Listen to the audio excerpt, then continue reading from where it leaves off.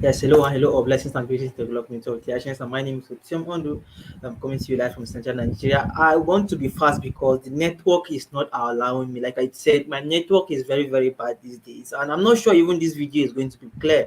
But I have to come live. I don't want to do audio because the last audio I did, I'm unable to upload it because of network. So today I just said, let me just come online and struggle and see if I can just get a strong network. So I'm not sure if this video is going to be clear, but I'm going to be fast on it. And today's topic is entitled Addressing the Dumpers on the Exchange. And we really need to understand how the market works. Okay. And I want to thank our leader from Ghana who is doing a very fantastic job with his team. I mean, there is this group in Ghana that are actually buying dumpers coins head to head. I mean, there's no day that a transaction is not being done on that platform. I really commend the leaders there, the global youth ambassador, sorry, the youth ambassador for Ghana and Mr. Francis, the the coordinator, and I have a brother also by the name of Pastor Oti Osom. I mean, these are guys that are actually going up here for tag. Recently, we saw their how they're educating people with disabilities. Okay, we saw how they're going to hospitals to actually introduce people to tag. And in the case of Nigeria, we also saw Dr. Buas and team always also leading the school mass adoption. So tag is always going up. There's always a lot going on. Okay, there's always a lot going on. Okay, and the committee that was set up to actually look at tag city actually got we actually got a design today, and the team were still looking at it. So quickly about those who because I saw on the platform that I saw on our platform on our Telegram platform, I think, yes, and also some of the WhatsApp groups, people are complaining and they are saying that they are buying from the dumpers and the dumpers keep dumping. Look, that's why I said everything's about education. Okay, we need to understand the times that we are in. We need to study, like everything is about timing. Okay, the rains are going here in Nigeria. We are approaching what is known as dry season. Okay, the season of the rain is ending, and in Nigeria this is the time where people are harvesting their crops. If you go to my village right now, there are people who are harvesting yams. Okay, so do you know what is happening right now? People who are harvesting yams from the farm, okay, who want money, they are selling their yams very cheap in order for them to get cash because there's no money. This is how trade is being done. Okay, I'm just trying to give you a scenario so that you can also look at it from how the cryptocurrency exchange works, because everything happening on the cryptocurrency exchange is what was happening in the physical world. There's no difference. The only difference is that they've moved the transaction from the physical world to the digital world. So it actually hasn't changed. Okay, the system hasn't changed. It's the same thing. The former one is physical brick and mortar store. Okay, physical store location. Today's market is digital. Cryptocurrency exchanges are driving that innovation. So we must understand how it is. Going back to my village, I said this is the time that people are buying. If you go to Benue State now, people are coming in with trucks and are buying yams at cheaper rates. This is because people are harvesting their yams um, freshly from the farm and they need cash. We are entering the seasons, the festive seasons right now. Just few months, just few days to November, and Christmas is approaching. So people need cash. So people want to start buying up things now. So they are selling their yams very cheap in order for them to have what money. Okay, so what this means is that these guys are busy selling up their yams. People are buying it cheap. Some people are buying it and they are selling it at a higher rate, while some people are buying that yam and they are storing it somewhere else because they believe that in the future this yam is going to go up in price. Because remember, people who are selling yams on their farms now, eventually the yams on their farm will get finished. They will keep this is how it actually works. But in our house, we don't actually sell yams for food. I mean, my family doesn't sell yam for food. All the yams we harvest from the farm are actually kept for the consumption of the family. So, but I know I know families in Benue say that they store they keep their crops for to eat for the for feeding of the family, and they also sell some. Okay, they also sell some. So there are some people you can't sell your yam at infinitum. Your farm has a limit.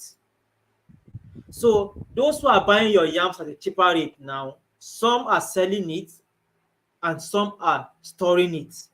So what this means is that next year, when we shall be entering the rainy season again, people will be looking for yams to buy and plant.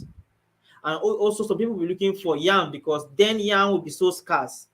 So this is when people who are buying yams now, people this is when people who are buying yams now from the farmers fresh, will start selling to those people who want yams to plant, and also who also want yam to also eat. Because remember, the seasons, by January, February and March, there will be scarcity of yam. Okay, yeah, I'm calling yam to me because I want us to understand. So by March, there will be scarcity of yam, and this is when people will also need yam to plant on their farms. Others will also need to keep eating pounded yam. Okay, those of us that are Africans or Nigerians will know what pounded yam is. So by this time, the price of yam will go up in price. Let's say they are selling one tuber of yam now for 200 naira or for $1. Okay, by March of 2023, one tuber of yam can be trading at $5 or even $10, because there's scarcity. So this is the same thing that is happening on the cryptocurrency exchange. People will always sell, because why? They might need some money now. They think what they have now is not worth it, and it's like that. Okay, it's like that. So they are selling. So those of us that understand the times, and I keep emphasizing on my videos, this is a time for us to buy and hold. So truly, in as much as you are buying, if you have what it means, if you have money, just keep buying and holding. It's as simple as that. Time is coming when they will be the ones to be buying from you. It's This is the same market trade that is happening on the physical, that is happening that's also happening digitally. I mean, personally, my family, there are some times that my mom will say the yam that we have now in the house is no longer for consumption. She's keeping it to plant. And sometimes we have to go and buy yam. So it therefore means, in as much as we didn't even sell our yam, we still went to the market and did what, and still bought yam. However, there are some people that will sell all their yams now, and by March they will still go back and be buying yams from the same people that they have sold that yam for. So they have sold this yam for 200 now, 200 for $1 now, because it is cheap, because it's coming from the farm and it's available in quantity. By March, where there will be scarcity of yam, they will go back and buying the same yam they sold to those people at $10. This is the same thing that is happening in TAC. This is the time of building. So keep buying, keep buying.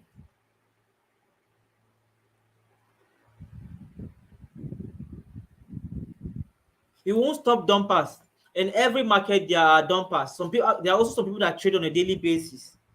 There are some people that don't want to trade for long. They just want to make, let's say, some people have a target. Some people have a target. They will say, okay, today I want to make $100 in my trade. So they will just be buying and be selling, buying and be selling. These are scalpers. These are day traders or swing traders. But the real money is made in buying and holding. Not just yam. I can make mention of several crops that people are selling. Like when the rain when we're in the rainy season, when the rain comes, pepper used to be very cheap. Okay, onions used to be very cheap. People buy these things and keep. Some people buy them and then turn it into tomato paste, and then sell it back to you.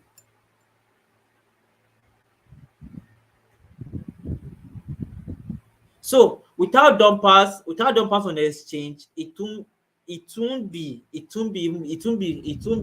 fun. It won't even be fun. So no matter what, you can't stop dumpers. However, woe to them that seriously, why are we dumping our coins? Why are we dumping our coins now? Seriously, this is the time for us to build and hold. Like, build and hold. I mean, the fiat currency is crippling. It is dying. Where do you want to cash out and go to? To fiat currency? When in my last broadcast, my last audio, I said the Central Bank of Nigeria is trying to redesign some of our currencies, and a lot, few months to come, and a lot of our currencies will be useless, right? So there's no wisdom in us looking into the old system. The old system brought us to where we are now, and we can't. In order for us to create a new system, we can't keep depending on the old system. Can't we see the things that are happening to us now? The problem that we are now was because of the system. We can't come out of those system if we keep looking up to that system. So why are we selling our coins on the exchange? To do what? When people are cashing in into crypto, they are buying crypto with their fiat. Our people are dumping, right? But time, everything is time, right? Everything is time. Everything is time, and I can tell you, there are some people that sold Bitcoin when Bitcoin was around $100, and when Bitcoin went to as high as $20,000, they came back and bought that same Bitcoin that they sold at $1. So you see, nothing new is under the sun, and that story is likely to repeat itself in TACC.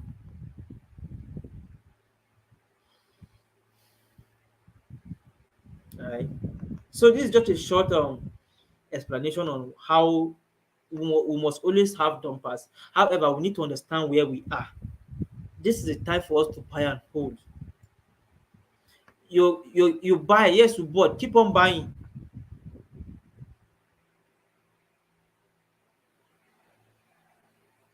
There's what is known as dollar cost averaging in crypto. Okay, and let me just teach this to our people, because I teach some people. Okay, I teach some people.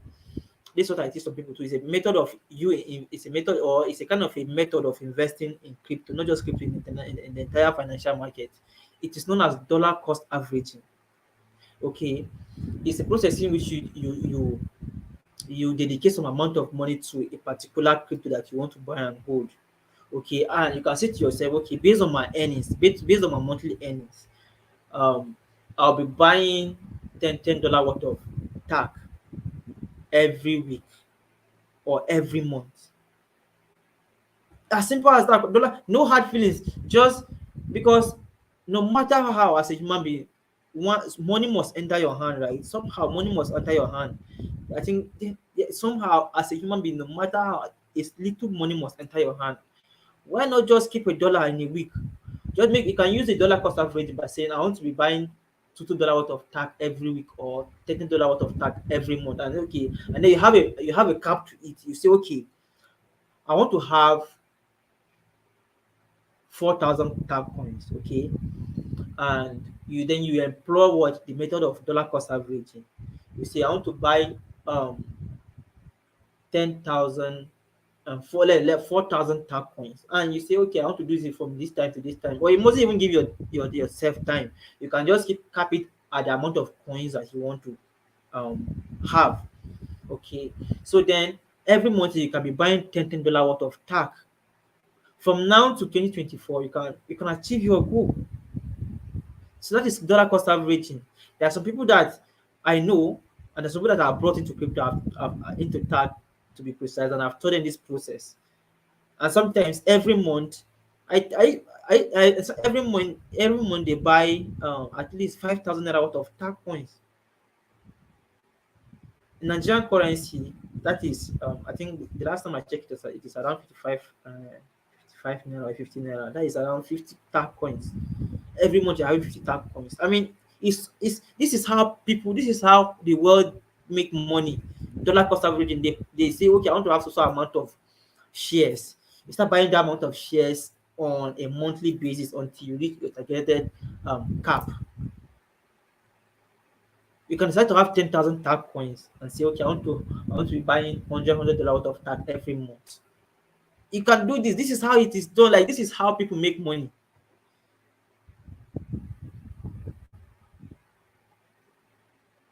So, and to my brothers and sisters in Ghana, and to those our leaders, Dr. Boaz, and all of us that are bringing people into crypto, we can teach them this process.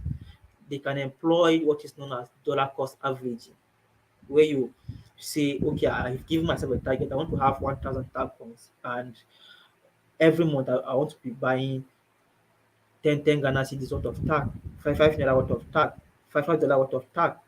every week, every month, till you reach the 1,000 tag points, or 5,000, or 10,000, even 100,000. This is how it is done. Like, this is how it is done.